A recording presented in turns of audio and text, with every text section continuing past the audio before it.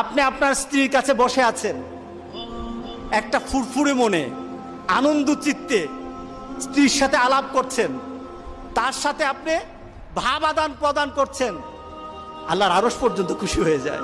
সুবহানাল্লাহ, আল্লাহ আরশ পর্যন্ত খুশি হয়ে যায়।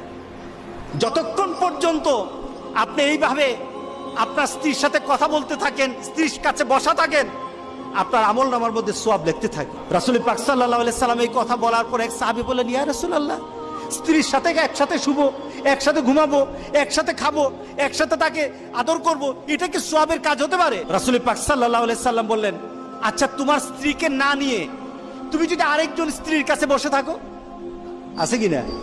আছে কিনা? মজাই লাগে, উনিও খাইবেন, রেডি থাকেন। তুমি অন্য কোন স্ত্রীর পাশে বসে বসে ফিস ফিস ফিস ফিস করলা, মজাই লাগবে, তবে মনে রেখে দিও